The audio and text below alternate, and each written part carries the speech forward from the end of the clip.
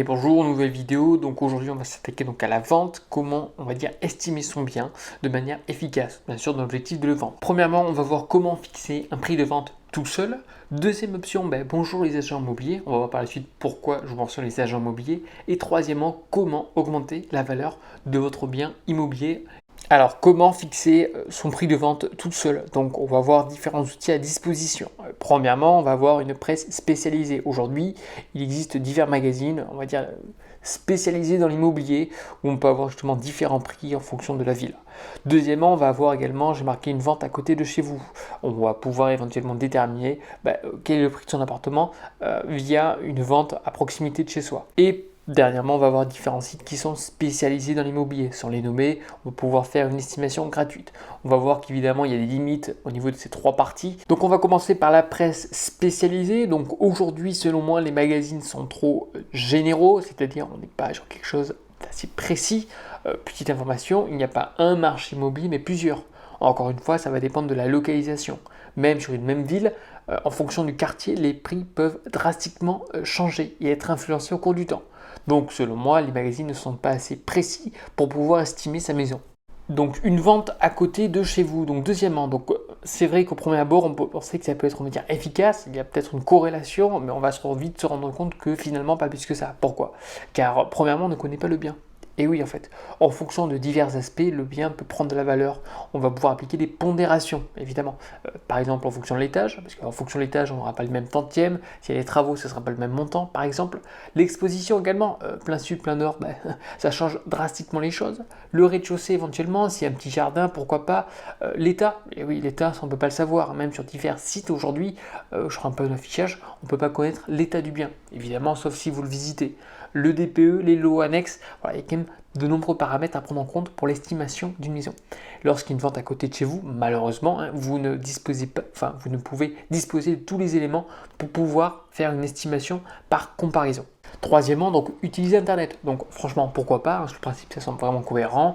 Pareil, il y a différents sites où on a des estimations soi-disant spécialisées. Pareil, encore une fois, pour moi, c'est pas assez précis, qu'on soit bien d'accord.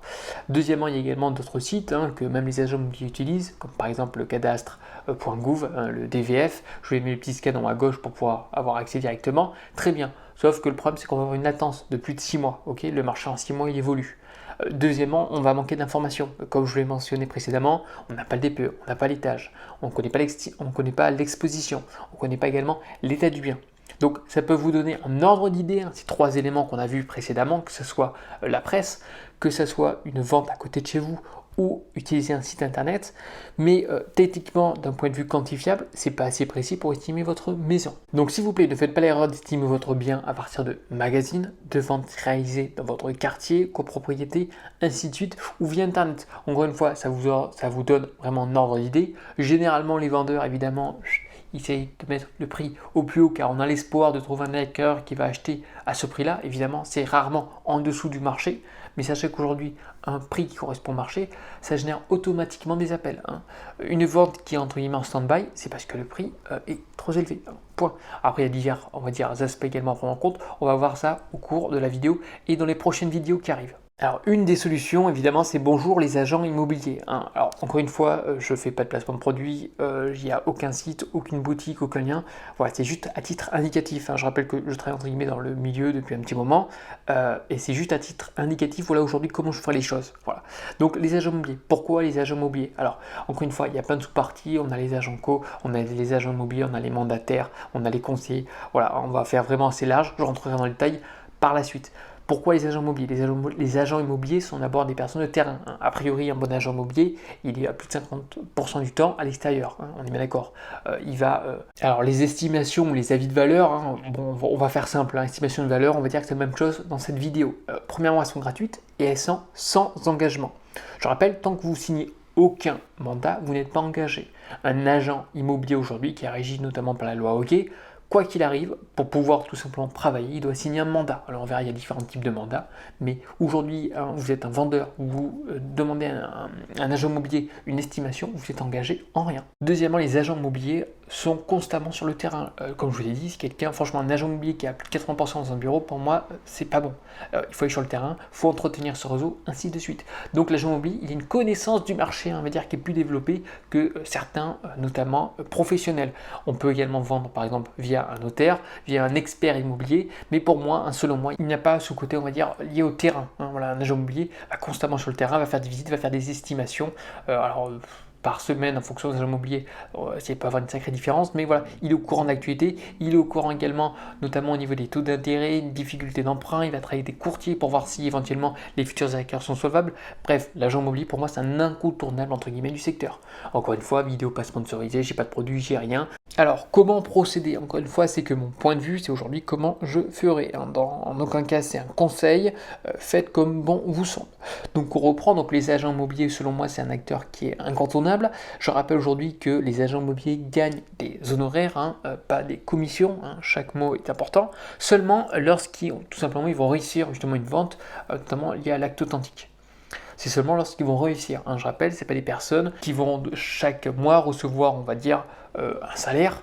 Non, en général, ce sont des agents co et que tout simplement, c'est un métier qui est lié au succès. Tu es très bon, tu arrives à faire beaucoup de ventes, tu gagnes beaucoup d'argent. En grosso modo, je simplifie. Tu es mauvais, tu n'arrives pas à survivre. Donc, c'est un métier quand même qui est difficile. Donc, ça, il faut également le prendre en compte. Quand on fait passer un agent immobilier, voilà, lui, d'un côté, s'il n'assure pas, entre guillemets, son mandat, s'il n'arrive pas à faire sa vente, il a peanuts. Donc, le petit conseil, comment ça va se passer? Vous allez premièrement faire estimer votre bien par 5 agents immobiliers. Alors, comment les choisir? Premièrement, vous allez prendre vraiment les agences à proximité de votre bien. Parce que généralement, une agence à proximité de votre bien, on va dire, connaît très bien le quartier. Ça fait des années qu'ils sont implantés. Généralement, ils ne vont pas partir à Tartampion très loin pour choper du mandat. Ils vont faire à proximité de l'agence. Donc, via les agences immobilières. Si votre bien se situe, par exemple, dans une copropriété et que le syndic se démarre pas trop mal, pourquoi pas faire appel à ses services, ok? Alors, pas au syndic, mais généralement le syndic est dans une agence, et dans une agence, généralement ils font pas que du syndic, ils font la gestion, il faut pourquoi pas la transaction, donc ça peut être intéressant, parce qu'aujourd'hui, comme c'est tout en interne, c'est plus facile de se transmettre les informations, les PV d'AG, ainsi de suite, ok? Deuxièmement, également, pour avoir des réductions. Par exemple, si vous passez dans certaines agences, pour avoir l'état daté qui peut être gratuit. Ça peut être également quelques coups de com. Pour finir, pourquoi pas, on va diversifier un petit peu. Vous pouvez faire appel toujours à des mandataires qui sont un peu plus mobiles et qui, eux, grosso modo, sont payés, on va dire, un peu plus que les agents immobiliers au niveau des honoraires. Au niveau des honoraires, le pourcentage lors d'une vente sont à peu près, ça dépend du réseau en question, mais on a plus de 50% généralement. Qu'alors aujourd'hui, un agent immobilier, je dis bien à titre indicatif, en général, c'est à peu près 50%. Voilà, donc pourquoi pas également aller voir aussi du côté des mandataires. Ok, on verra prochainement qu'est-ce que c'est que la différence, il y a quand même des différences. Lorsque les estimations sont réalisées, évidemment, vous allez à chaque fois avoir un petit entretien, vous leur expliquez clairement les choses, c'est pas compliqué. Vous n'allez pas prendre l'estimation la plus haute, vous n'allez pas prendre l'estimation la plus basse. Et avec la personne, le feeling tout simplement est le mieux. Et après avoir fait la moyenne, justement les 3 derniers, parce qu'on va éliminer l'estimation haute, on va éliminer l'estimation basse, on va juste prendre les 3 qui normalement se suivent à peu près. Vous faites une petite moyenne, vous regardez lequel tout simplement des estimations correspond à cette moyenne des 3 derniers. Si le feeling est bon, et ben boum, on y va pour un mandat exclusif. Moyenne des 3 dernières estimations, et après on choisit vraiment l'agent immobilier avec qui on a le plus de feeling. Je rappelle, un agent immobilier, il va vous représenter. Vous le mandatez. Donc c'est bien d'avoir quelqu'un qui correspond entre guillemets à votre attente. Et également, il faut que le prix soit en cohérence. Le fait que vous les mettez entre guillemets en compétition et que vous dégagez l'estimation la plus haute, là, donc tous les agents immobiliers ou les mandataires, ainsi de suite, qui estiment relativement haut pour avoir un mandat, parce qu'ils vous font drimer, hop, poubelle, next. En bas, l'estimation la plus basse, donc ça c'est les mauvais qui estiment selon moi pas assez bien. Même sanction, donc next. Donc les 3 survivants entre guillemets, et bien voilà, vous checkez au feeling et vous faites grosso modo une moyenne pour avoir un ordre d'idée. À ce moment-là, vous avez 2 options. Soit vous jouez le jeu, moi c'est ce que je jouerai également, vous passez via un mandat exclusif, généralement c'est sur 3 mois, à la personne vraiment avec qui le feeling était mieux et le prix semble cohérent. Soit d'un côté vous faites merci les guys pour vos estimations, là au moins vous êtes sûr de votre estimation, car il y a quand même 5 agents immobiliers, vous avez prévenu au préalable que l'estimation ne devait pas être, on va dire, survalorisée. Également, les estimations qui étaient trop basses, hop, vous l'avez enlevé. Donc vous avez vraiment, entre guillemets, un ordre de prix, une fourchette qui est vraiment cohérente. Voilà, donc c'est l'option aujourd'hui que je choisirai. Encore une fois, n'hésitez pas à me dire votre point de vue dans les commentaires. Et si ça vous plaît, évidemment, on like et on s'abonne. Alors, l'agent immobilier, au passage, lorsqu'on va vendre un bien, je fais un petit focus par rapport à ce que les clients, généralement, donc les vendeurs ou les acquéreurs, n'arrivent pas à percevoir au niveau de ce métier, hein, évidemment. Donc, c'est pas parce que je vous conseille fortement d'aller voir un agent immobilier que vous devez le faire. Je vais vous expliquer les différents points qu'un agent immobilier effectue, hein, généralement. Donc, premièrement, ce que voient les gens, hein, c'est l'estimation, le panneau, on est bien d'accord, les visites et l'annonce. Sauf que derrière, qu'est-ce qui se passe? Prospection. Prospection, ça prend majoritairement du temps, voire c'est la partie la plus importante de l'agent immobilier. Il fait peut-être 80% de la prospection. La prospection, c'est sans cesse. Je rappelle que celui aujourd'hui qui gère du mandat, c'est celui qui domine le marché. Donc il faut aller chercher du mandat. Évidemment, maintenant, il y a un petit retournement de marché. Avant, c'était les acquéreurs, c'était les vendeurs, excusez-moi, qui dominaient le marché. Maintenant, c'est les acquéreurs. Évidemment, avec les taux d'intérêt, c'est un peu plus compliqué de se faire financer. Donc, publicité sans la vue, relation avec les notaires, c'est important. Je rappelle qu'il y a quand même un métier, c'est un métier où il faut beaucoup de relations, que ce soit avec les artisans, que ce soit avec les notaires, que ce soit avec aujourd'hui divers corps du métier, c'est relativement important, courtier, ainsi de suite. Troisième point, il y a également tout ce qui est sélection des acquéreurs, le financement. Évidemment, hein, je rappelle aujourd'hui, l'agent immobilier est capable aujourd'hui de savoir si oui ou non, premièrement, l'acquéreur a le financement nécessaire. Deuxièmement, il va le vérifier auprès également de sa banque. Il va demander divers documents, on verra ça plus tard. Continue. Après, on a également la mise en valeur du bien. Je rappelle qu'il va vous conseiller, il va vous dire, écoutez, bon, là, ça serait bien éventuellement de repeindre votre logement. Voilà, mettre un petit coup de blanc, un petit coup de fraîcheur, c'est quand même plus sympa et plus facile à se projeter. Ou le bazar, on l'enlève, ainsi de suite. Le suivi administratif, les travaux, le syndic se rapprocher pour les divers documents, PV, d'AG et compagnie. La fiscalité également, il va vous conseiller au niveau de la plus-value. Un assainissement, diagnostic qui va vous conseiller. Il peut avoir également, s'il fait du volume, des offres un peu moins chères. Et par la suite également, l'urbanisme, si on est sur une maison, si le terrain est constructible, très bien, oui, pourquoi, combien de temps, ainsi de suite. Donc, il y a quand même, on va dire, différents paramètres à prendre en compte. L'agent immobilier, c'est pas un ouvreur de porte, on est bien d'accord.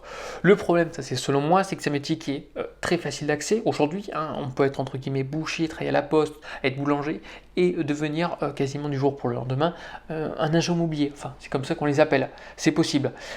Donc pour moi, les sélections n'est pas assez, on va dire, rigoureuse. On verra ça au cours du temps. Peut-être que prochainement, au niveau de la CCI, il y aura certaines difficultés à avoir justement une carte, parce qu'il y a une carte d'agent immobilier, ou peut-être au niveau des réseaux mandataires, il y aura un nombre qui sera limité.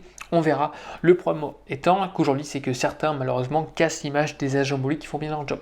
Alors, quelques petits chiffres. Donc, l'écrasante majorité des vendeurs essaient de vendre en direct, mais seuls 19 y parviennent. Alors, encore une fois, 19%, bon, je pense aujourd'hui que ça a évolué, je crois que c'est un peu plus aujourd'hui, car on peut également avoir des aides aujourd'hui sur Internet, c'est-à-dire que par exemple, une prestation externe va s'occuper notamment de la mise en annonce de votre bien. Vous allez tout simplement réaliser des visites.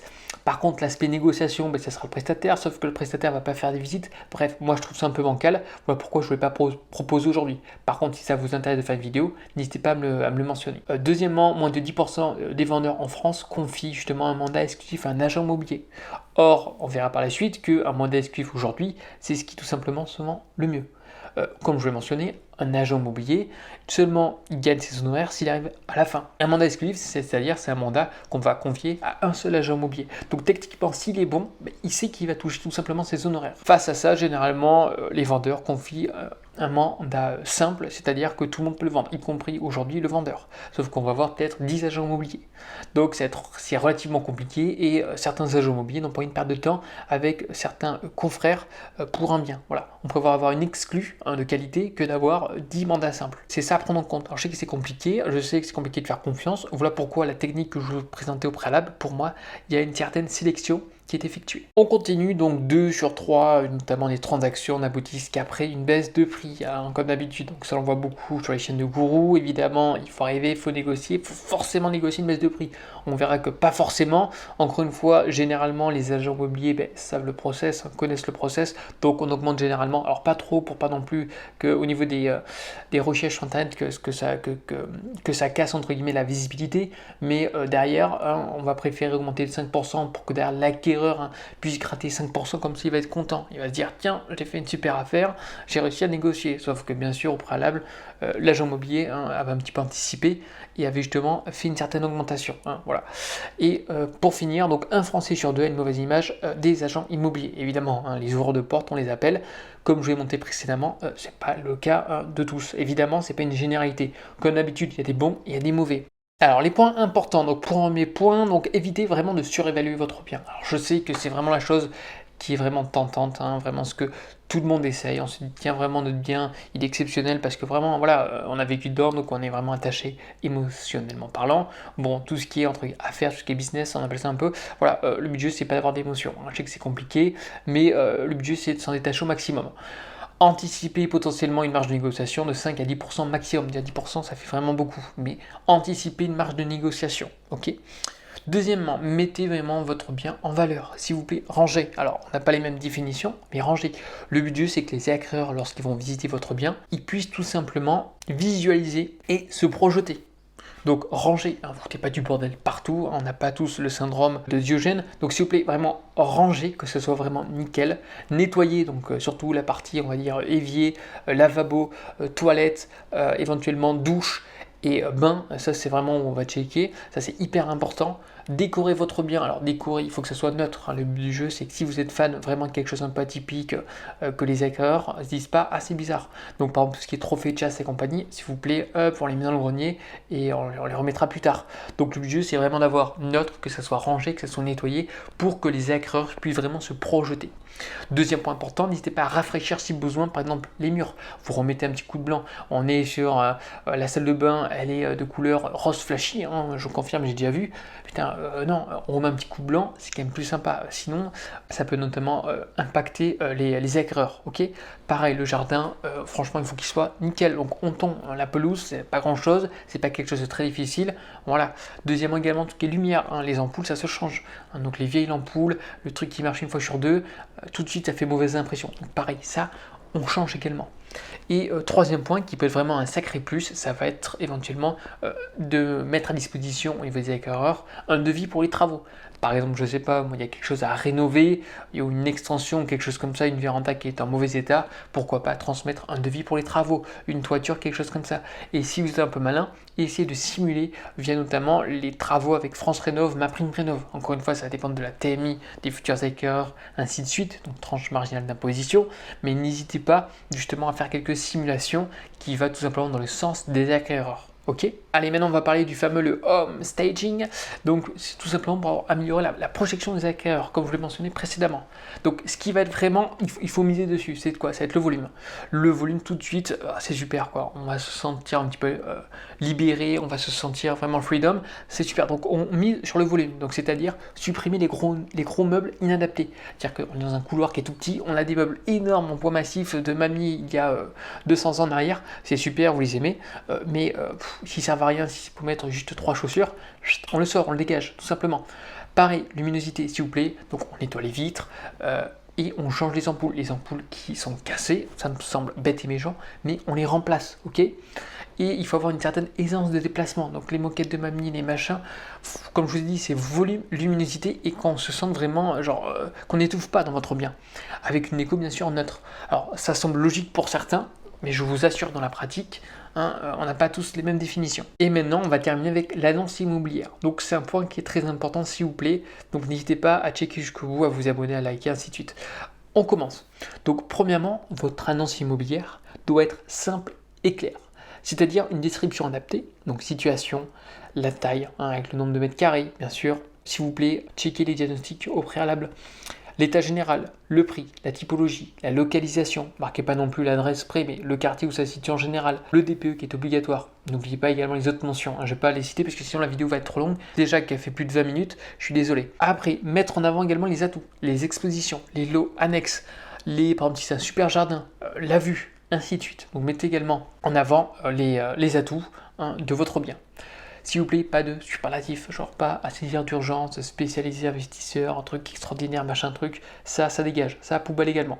Les photos, alors là c'est un point qui est extrêmement important. Alors je suis pas photographe non plus, mais s'il vous plaît, hein, quand on a un bien qui vaut 600 000 euros, par exemple, on ne fait pas des photos avec un Wiko qui vaut 50 balles. Hein, voilà. Alors je dis pas non plus de faire des photos d'exception, mais s'il vous plaît, que ça soit le minimum syndical. Donc des photos pas floues, s'il vous plaît, pas dans le noir, vraiment que ça donne envie. Alors je sais qu'il y a certaines personnes âgées qui ont pas forcément, sont pas très high-tech, mais on les aide, hein, ça demande pas grand chose. Un jeune aujourd'hui, avec un smartphone de dernière génération, ça fait tout à fait le travail. On peut avoir dans certains cas, notamment pour des biens vraiment de luxe, entre guillemets, une vue drone, ça peut être vraiment un sacré plus. Une visite virtuelle, alors moi je suis pas très fan, je vous expliquerai plus tard, mais pourquoi pas, ça peut être intéressant. Et dernier point, ne cachez pas les défauts. Quoi qu'il arrive aujourd'hui, sur l'annonce, si les écrans ne voient pas les défauts, mais lors de la visite, ils vont tout simplement l'observer, ça sert à rien. Hein. Donc quoi qu'il arrive, l'acquéreur va prendre connaissance des défauts. Et dernièrement, il faut être disponible. Je rappelle, dès que vous mettez votre bien en ligne, il faut vous rendre disponible par la suite. C'est-à-dire donc les soirs, lorsque l'acquéreur, enfin le futur acquéreur finit le travail, il faut se rendre disponible. Et les week-ends. Donc ça prend du temps. Deuxièmement, entre guillemets, il faut être sélectif. Alors ça c'est compliqué quand on ne travaille pas forcément là-dedans, mais il faut être sélectif. C'est comme en location, il faut être sélectif, il faut savoir dire non. Bref, ça prend du temps et si vous respectez chacune de ces étapes que vous avez vues dans la vidéo, je pense que vous êtes en mesure vraiment de vendre votre bien. Allez, comme d'habitude, petite question avant de se quitter. Seriez-vous prêt à vendre votre logement tout seul? Si oui, on explique. Sinon, pareil, on explique. Argument, exemple. Super. Donc en tout cas, j'espère que la vidéo vous a plu. Je suis désolé, un peu trop longue. Mais bon, quand on arrive sur des sujets un peu complexes, je préfère vraiment prendre mon temps. Si vous avez des questions, surtout, n'hésitez pas dans les commentaires. J'y répondrai avec plaisir. Sur ce, je vous souhaite une agréable journée. Allez, bye bye.